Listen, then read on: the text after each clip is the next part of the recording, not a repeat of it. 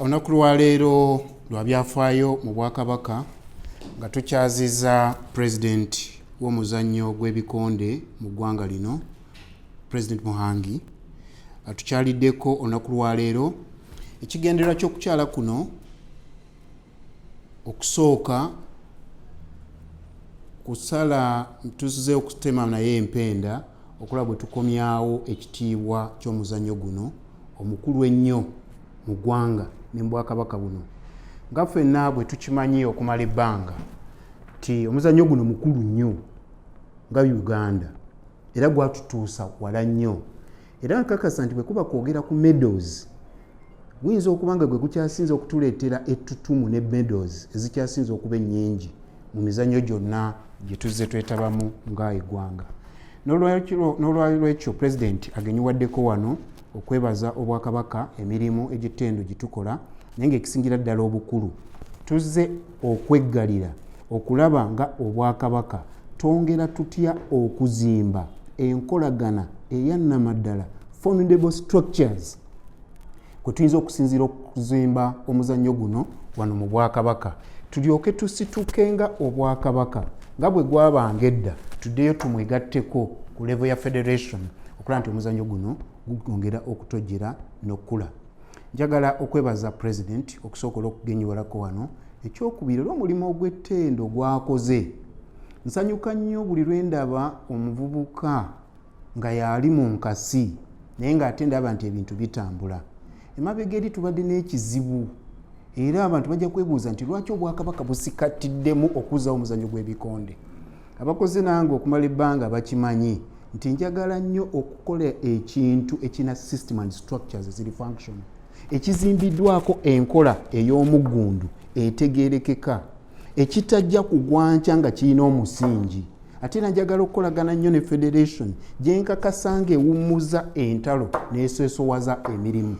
N'olwekyo Pulezidenti njagala okwebaza mu kkoweero ng'eggwanga tukoze bulungi. Olugendo lwo tululaba nga lutangaavu era ng'Obwakabaka ne gavumenti ya Ssaabasajja Kabaka tuli beetegefu, era nina ekiragiro ky'Obwakabaka okuva mu ofiisi ya Katikkiro okulaba nga tuddayo okusoosowaza omuzannyo guno. Naye nga tuguzimba enkola gye nkizikiririzaamu ensanyusiza nti nawe gy'okkiririza nnyo. Sikkiririza nnyo mu event okusooka. Tufunye challenge mu Africa. Tuli so event kulu. Naye nze nzikiriza mu kusooka okuzimba enkola ye process, systems and structures. Tutandika okuba nga tujja kusobola no maaso eyo okufuna ogeraageranya nti tuvudde wano, tutuuse wano, twagala genda wano. Nga tulina performance indicators eziraga. N'olwekyo y'ensisinkano eno nkulu nnyo, tuli beetegefu ng'Obwakabaka okukolagana naawe ne federation gy'okulembera mu Uganda okulaba nga tuzimba omuzannyo guno n'emizannyo gyonna emirala. Era tujja kuzizimba era njagala kuwa Buganda n'abantu ba Kabaka mwenna obweyamo nti federation zonna eziddukanya emizannyo mu Buganda tuli beetegefu okukolagana nazo. Maliza nga nkwebaza okukakkanako obuntubulamu bwo obukakkamu bwo bw'olina budget nene oba oli awo gy'ofuga evira ddala mu National Council of Sports wandisobodde okuzimbira eri kisse emirimu mu bantu b'ennaku zino nti baŋŋamba ki sijja kukyalayo bo bajje naye ndi mwetegevu okujja mu federation n'okulonda lw'onompita tusobole okulaba nti tukwatagana. Omulimu gwaffe gwonna gwe tulina kuzimba mizannyo gyaffe tusitule ebitone by'abavubuka byaffe naye nga girina business sense, nga girina ku point we gibajja okubatuusa. N'olwekyo nsanyuse nnyo okukulaba. Today we are exceeding honored as the Kingdom of Buganda to be hosting the President of Uganda Boxing Federation, Mr. Muhanji. You are most welcome to this seat of the Kingdom of Buganda. The main reason as to why the President is here is to make sure we come up with a formidable working relationship that is between the Kingdom of Buganda and the Uganda Uganda Boxing Federation. If we are to consult history, all of us, we are mindful of the fact that boxing is a very, very important sport, not only to the Uganda government, but even to this particular kingdom. And we had a very formidable working relationship for quite a very long time. The Kingdom of Uganda has produced very prominent and outstanding boxers in this country, and we have constructively contributed to the growth of this sport. Therefore, the president is being here is a manifestation of the restoration, the rejuvenation of this very, very important sport, not only within the Kingdom of Buganda, but the entire growth within this particular country. We have taken some little time without resurrecting sports in this new administration, because for us, we do believe that the process is more important than the event. It wouldn't have been very important just to organize a Kingdom boxing event, but it's very, very prudent and wise that we build formidable working, performing structures which will help us, give us a very good platform to further the causes of sports, but more so boxing in Uganda. Today, all the sports discipline we are managing this kingdom, they're business-centered. You can hardly be in position to sustain any sports event, any sports discipline, if it does not have a business sense, if it does not have formidable working structures and systems put in place. Therefore, I want, once again, because we have ever talked about this, to give you my further commitment to our commitment as an institution, as the Kingdom of Buganda, that we are set to work with you to further sports, not only in this particular kingdom, but in the entire country as a whole. Once again, I want to thank you for finding time to visit the seat of the Kingdom of Buganda. I will pass over your greetings to the Katikkiro of Buganda and all other key stakeholders within the kingdom and beyond. I want to thank you, my very last, for the good work you have done so far in exceeding a very narrow time frame. What is disturbing this country are those petty, small, aimless fights, which is killing our federations. But for the meantime, I can see that we have the right person in the right place for the right cause, trying to resurrect that spirit of this very, very dear sport for this country. I thank you, and I always wish you the very best. I thank you. Kati gye kiggwera nga bwe tuga nti tutandise okuddamu okuzimba, tujja kusuubira ebintu bingi. Ebyafaayo bijja kulaga bwe binaaba bibikuddwa nti Obwakabaka buno bwetaba nnyo mu mpaka z'ebikonde ku musingi ogw'ebika okumala ebbanga ddene era zaali z'amaanyi. Ego tetuyinza kugusuula muguluka, naye tulina structures nnyingi z'endowooza ze tugenda okwongera okuzimba. Omusingi ogw'amasaza, olw'amasaza gaffe galina obukulembeze bulungi weeguli. Tulowooza nti amasomero ebiseera bituuse, omuzannyo guno ogw'ebikonde gujja kuddayo mu masomero mpola, kubanga ekyagutta amasomero mangi gaatandika okutunula ebikonde ng'ebitazimbiddwa ku musingi gwa mpisa na buntu bulamu. Nti abantu bwe twakyalanga ekokkololo hayi bwe twabeerera mu masomero nga mutya ne muba mugenze ku semina ya mirembe nga mulowooza nti oba mupiira oba ki temumanyi gye kigenda kuggweera. Kyekimu ekyali ekasasa n'awalala, omuzannyo guno ne gujja nga gudda emabega. N'olwekyo mu nkolagana eno tulina essuubi nti bingi bye tusobola okuzimba ku misingi egy'enjawulo okusobola okuzza ekitiibwa ky'omuzannyo guno. Naye nga mu byonna nga bwe njogedde, ndowooza nti ekikulu ffenna abali mu by'emizannyo, mpisa, buntu bulamu, ogiddukanya ku musingi ogwa bizinesi, kubanga omuzannyo gwonna kasita gubulamu ensimbi tosobola guwanira kumala bbanga ddene, n'okutandika oguzzaayo okugwagaza abaana abato. Kubanga mu Uganda tufunye ekizibu, ffe kyetulowooza nti Buganda, Mr. President, tutandise okisalira amagezi. Tumaliriza okukola youth police yaffe, ebitonezeeyo okubitunuulira, nga twagala omuzadde otandika okuzuula ekitone ky'omwana ng'omuyina awaka nga tanagenda ku ssomero.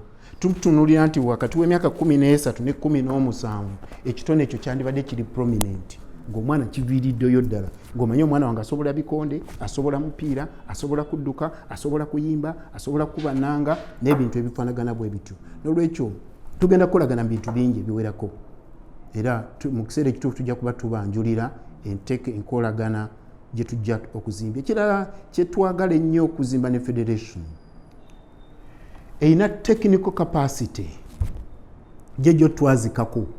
Mulabye wano president wa Uganda Olympics Committee ngaze wano yennyini n'asomesa. Na bano balina technical capacity because it is a federation erina omusingi omugumu. Twagala okukolagana nabo. Tujja kukolagana nabo mu ngeri etali yakubbinkana mu bukiiko nti ate oleese ono ffe takolagana bulungi na federation. Tumaze okuwuliziganya ne kumanya agamu ge tugenda okwanjulira mukuumaddamula butereevu nze naye ne president nga tukakasa nti eno ttiimu egenda kuba yaffe. Buli twogera ku ttiimu kitegeeza waliwo okuteesa, waliwo okukkaanya, kitegeeza tujja kukwatagana ku nsonga zino zonna.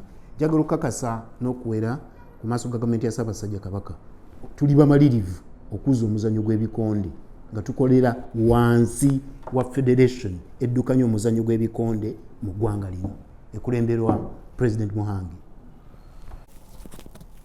Ono kanakola awo nyinyi abantu ekola of course.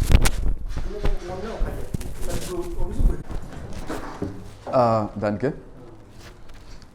Ekisooka kya byonna ntuusa okulamusa eri government y'Emmengo ekulemberwa ow'ekitiibwa simanyi oba kyekitiibwa ekisaanidde bayita Beene Ssaabasajja Kabaka Ronald Mwenda Mutebi awamu n'abatambuza emirimu gye omuli ow'ekitiibwa Katikkiro n'ow'ekitiibwa Minster w'ebyemizannyo.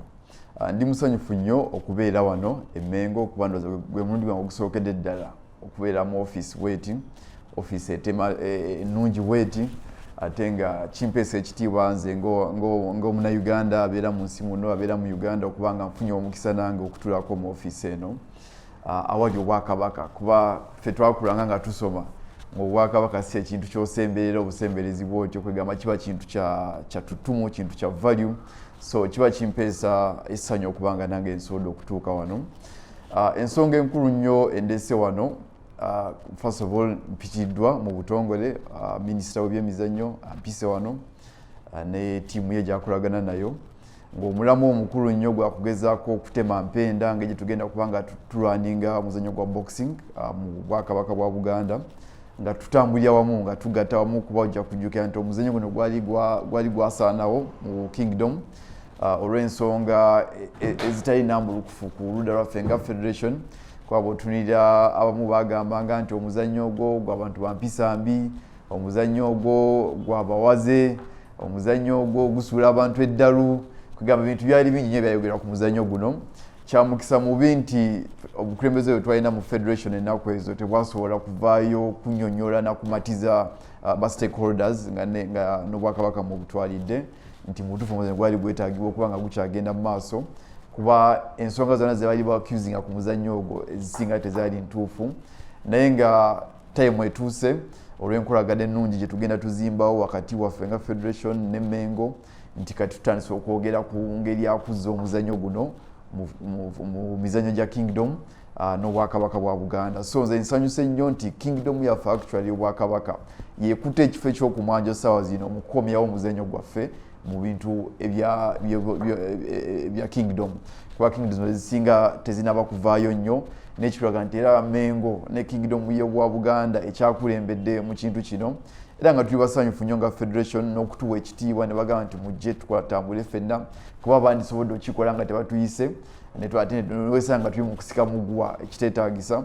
So nsuubira nti meeting yaffe evuddemu ebirungi bingi nnyo okuba nti tusobola okuba nga tutambula ffenna twesupportinze tutya tuzimbe tutya omuvubuka yandyagadde okuzanya ebikonde tuzimbe tutya obwakabaka tuzimbe tutya Uganda ng'ensi yaffe kuba boxing si gwe muzannyo gw'osobola okunyigira mu ttooke bw'oba oyogera ku Uganda guyina history amaanyi nnyo guyina talents eziri organic nga ziri wano si za kupangirira ate nga gusaasaanadde eggwanga yonna yonna so n'olwekyo kiba kizibu nnyo okwogera ku sports n'otayogera ku bikonde. So nze ndowooza nti mu mbeera bwetyo kikola nnyo amakulu okubanga tulina okuba nga tuguteekateekera, tube nga tuguzimba, tube nga tutambuza okusinga ku level gye guliko olwaleero, ate nga nkiwa nti eno meeting ejja kukola kyamaanyi okubanga etambuza omuzannyo gwaffe. Ffe nga federation tuli 100% committed okukwataganya wamu ne Kingdom nga tuyita mu Minster wa sports owekitiibwa, tube nga tusobola okuba nga tuzimba omuzannyo guno. Tugenda kukola kyonna kyonna ekyetaagisa, technical abilities zaffe, tiimu zaffe tujja zikunga, bazannyi baffe tujja kuba nga tubawa direction entuufu babe nga basobola okutambulira wamu ne system empya etondeddwawo. So nze ndowooza kino kituwadde essuubi ffe nga ab'ebikonde, era ndi musanyufu nnyo nti ku mulembe gwange kino ate lwe kigenda okuddamu okuhappeninga, kibe nga kyongera okuba nga kituwa value ffe ng'eggwanga. So n'olwekyo ndabira ddala nga tukute ekkubo lye ttuufu lye tulina okukwata, era tugenda kukola kyonna kyonna ekyetaagisa okuba nga kino ekintu kiyimirirawo ate kitambule bulungi nnyo, tusike ne ba stakeholders bangi nnyo be tutambula nabo benyigire mu kintu kino, tube nga tusobola nga tuzimba Uganda. Nze nga nzija mu bukulembeze bwa UBF, nasuubiza nti njagezaako nnyo okuba nga nkwasaganya kingdoms ez'enjawulo, tube nga tusobola okuddamu okutegeka emizannyo gino inter kingdoms, inter regions, era lino ze zimu ku processes ze tulina okuyitamu okuba nga tutuuka ku ekyo ekisuubizo kyange, era ndi musanyufu nnyo nti kituuseewo mu budde bwange, era kitegeeza nti manifesto yange mu butuufu ngenda ngituukiriza. So n'olwekyo nti tetusobola kuteeka inter kingdoms nga tetutambudde wamu na Bwakabaka, tetusobola kuteeka inter kingdoms zino nga tetulina input, kuba kati bano abakulu balina ate science ow'amaanyi ennyo, olwosa asinga ku ffe gwe tulina, balina experience y'amaanyi nnyo. So singa tunaagatta awamu nga bwe tukoze olwaleero, kijja kutwangira okuba nga tutuukiriza ekisuubizo kyaffe ekyo. I am very grateful and honored to be here in the presence of the Minister of Sports in the Kingdom of Buganda. I want to thank the entire government headed by Owekitiibwa Kabaka, Ssaabasajja, all those titles mentioned, the King of Buganda, for having created this opportunity through his structures headed by the Owekitiibwa, Mayiga, and the whole entire government of Buganda Kingdom, for first of all recognizing that there is a Federation of Uganda Boxing which has leadership, and that they would want to work with us to make the sport better in the kingdom structures, because the kingdom is well known for promoting sports. They have promoted football, they have promoted so many other games, and now time has come when they are willing to work with the federations that we can also promote boxing. Boxing used to be a strong force in the kingdom games, but for some reason, because of the leadership at the time and the environment at the time, the sport couldn't go on. But now time has come when we have to reinvent it, to reinforce it into the system of Buganda, so that we can be able to make impact to the youth who's somewhere in one of the masazas of Buganda, in one of the districts of Buganda, so that we are able to glorify the sport, give them value, give them reason to participate in this sport. So this meeting of today helps us to fast track that initiative, and I'm so excited about this initiative from the minister himself and the whole entire leadership that he has here, myself representing the kingdom, the Federation of Boxing. I would have come with a bigger team from boxing, but the meeting was at short notice. But either way, this is just the beginning of our interaction, and I'm sure as we move forward, more other people will be involved, technical people will be involved, so many boxers will be involved, and so many other people, stakeholders in boxing. So this is a very good initiative, and we are committed 100% as a federation to work with the Kingdom of Buganda. We will not stop at just this meeting. We know, because this is a noble sport that we have to push to the grassroots, and this is the only way we can be able to do what you're supposed to do as leaders. I remember in my campaign program, I had promised that I'm going to make sure I resurrect inter-kingdom boxing, and this is one of the ways, this is one of the processes that we have to undertake to make sure this happens. So I'm so excited, and I hope Ugandans should be excited about the same, and also other kingdoms should follow suit, should learn from the leadership of Buganda Kingdom, because Buganda Kingdom has been at the front line of so many things. So they can also follow suit, learn from this good initiative, so that we take the sport to all the other regions of Uganda, as the Kingdom of Uganda is portraying right now. And I think this we shall embrace, will embrace at all levels of the federation, all levels of the sport, and all levels of the kingdom. So in a nutshell, I'm so grateful, and I'm happy for this opportunity accorded to me as president of boxing. And I think this meeting between myself and OHT, where Minister of Sports for the Kingdom, there's going to be fruitful discussions.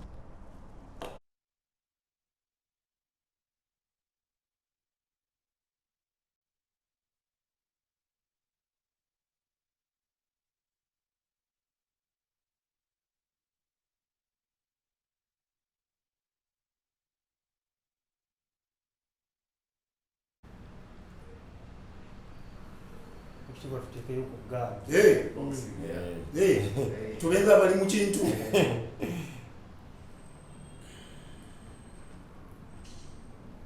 naye yange ddala nfunye mawokota oyagala jjo ojja muntu kugweri n'ensinga eveeko kale tweyanziza twebaza obugumiikiriza tujja kuba tukategeeza. We have to do everything which will build it.